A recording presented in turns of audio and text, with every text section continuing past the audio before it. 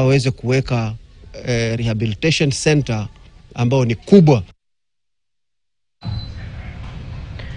Na tukio bado katika ukanda wa Pwani, wafugaji wa ngamia eneo la Voi katika shamba la malisho la Sagala wanahesabu hasara baada ya ngamia 7 na mbuzi kadhaa kuibwa na wezi wasiojulikana katika boma zao usiku wa kuamkia leo, huku ngamia wakikatwa kwa panga na kufa. Aidha, wafugaji hao wa jamii ya Wasomali wamelaumu idara ya usalama kwa kuzembea kazini licha ya kuripoti visa hivyo kwa miezi kadhaa sasa. Hezron Kimari anaarifu kutoka Voi, Sagala.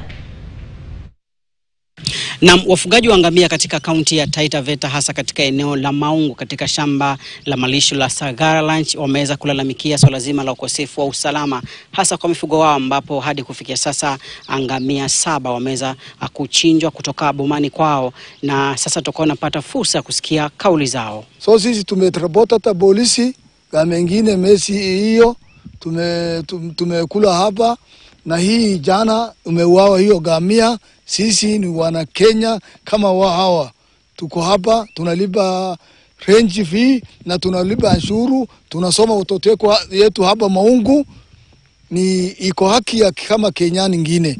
Sasa sisi iko shida yetu, tulalamiko yetu sisi iko dhulma kubwa. Mfugo yetu kati ya ranch hakufanya vibaya, hakuingia shamba ya mali ya kulima huko hapa bori, ndio nakujanga hiyo ngamia imetoa kwa boma, ikuwa usiku na lala imefuguzwa.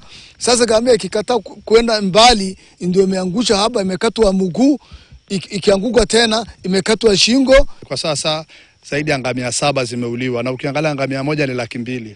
Kwa hivyo ukipiga hesabu 200,000 kwa ngamia 7 hiyo ni 1.4 million.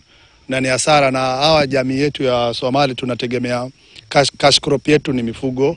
Kwa hivyo ikiwa sasa mifugo inakatwa, hiyo ni hasara kubwa. Kwa hivyo tunaambia waziri wa usalama na waziri wa mifugo ya kwamba tunataka haki itendeke, kwa sababu hapa tuko ndani ya ranch, na hii ranch tunalipia, hawa wafugaji wanailipia. So si ati wameenda kwa shamba ya mtu ama wameenda kwa nyumba ya mtu, wako ndani ya ranch na waizi wamekuja hapa wameweza kukatakata ngamia. Kila wakati ngamia yetu inasumbuliwa hapa, inakata vile umeona nyingine imekatwa hapa. Katika mwezi huu ni ngamia 2. Katika wiki ni ngamia 2. Katika mwezi moja inakatwa ngamia 3. Kwa hivyo tunavumilia na hiyo shida. Na zaidi ya hapo, kama serikali imeona na hakuamua kusaidia sisi, hatuvumilii zaidi ya hapo. Ndio kauli za wafugaji wa ngamia hasa katika eneo la Sagala, wakiwa wanalalamikia usalama duni kwa mifugo yao. Hivi sasa takriban ngamia 7 wakiwa washauliwa na hakuna mtu yote ambaye ameweza kukamatwa. Hivi sasa wakiwa wanauliza asasi za usalama waweze kuimarisha usalama kwa mifugo wao.